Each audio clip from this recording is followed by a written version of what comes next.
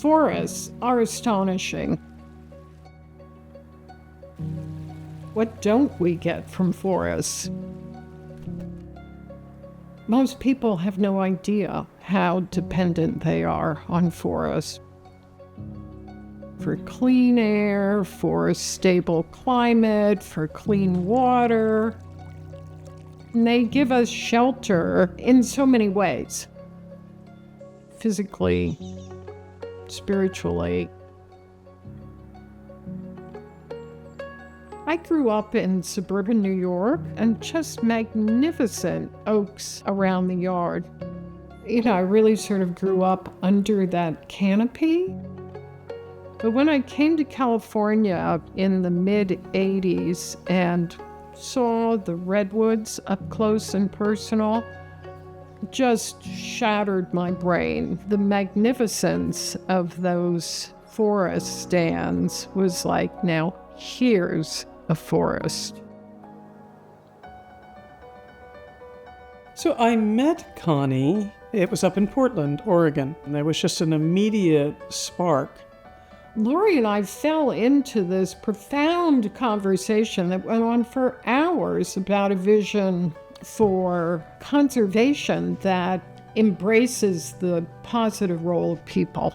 We both really embraced people's role in being stewards and this concept of what I like to call active conservation. Those were the seeds planted that eventually became Pacific Forest Trust. Before Pacific Forest Trust, the battles were mostly over old growth. Protesters trying to protect the last old growth on public lands, protesters about clear cutting on public lands. There was no mention of private forests. Most of what you see when you're looking at forests is privately owned. Most people don't realize that. 66% of all U.S. forests at that point were privately owned.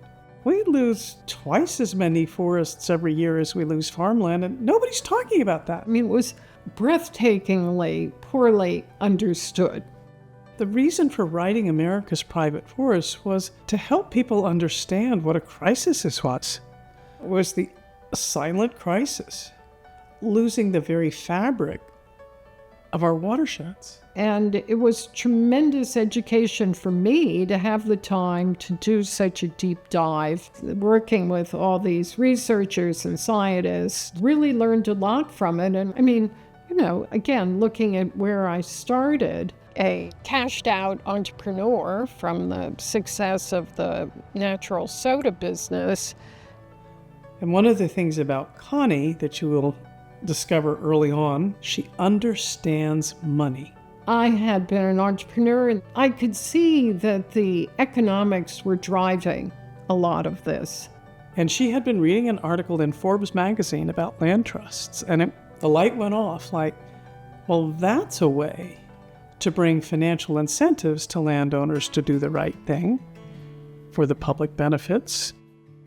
We looked for ways to reward landowners for managing over the long term instead of the short term. We started by taking a tool that was known, the conservation easement, and tweaked it to apply it differently than it had been, using it to keep the forest as forest, but guide the management toward long-term goals for ecological production as well as sustainable economics.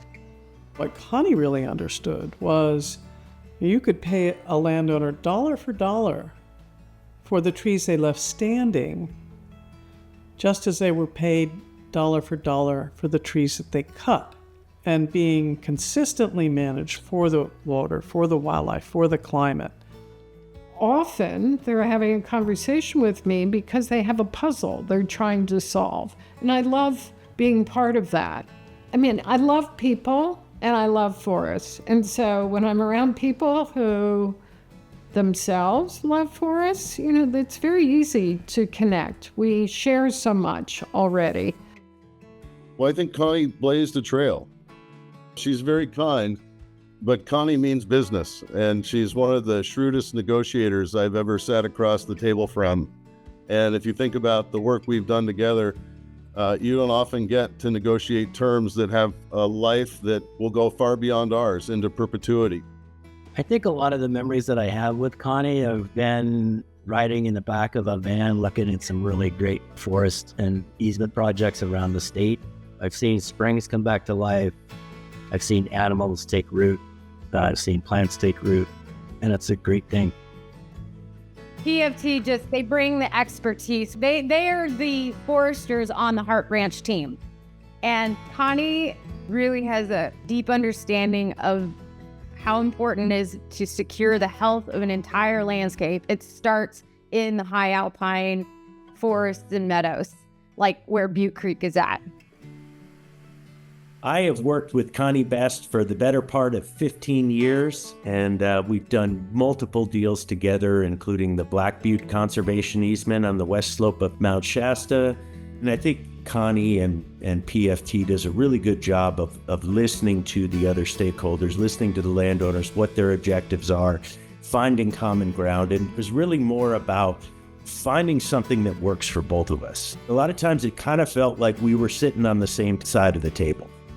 The property we have is close to the Oregon-California border. My grandfather purchased it in 1919. When I was still a teenager, there was some clear cutting done that we realized later was a big mistake. That's the reason we did the conservation plan, so it would be protected. Should be protected till the next ice age anyway.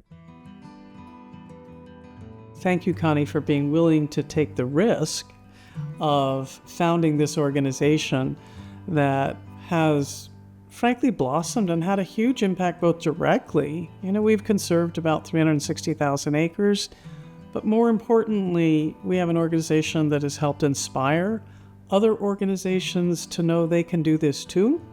Thank you, Connie, for being a great leader, a mentor, and someone that I've been able to come back to throughout my career and ask questions and check in with. I see Connie's legacy as really building that foundation for how we do this forest conservation work. If there was ever some big idea we had, there was never a question in my mind that we wouldn't get there, especially with Connie at the helm. She was determined, effectual, and it always just seemed like it always happened. I think Connie's legacy will be that she's a speaker for the trees.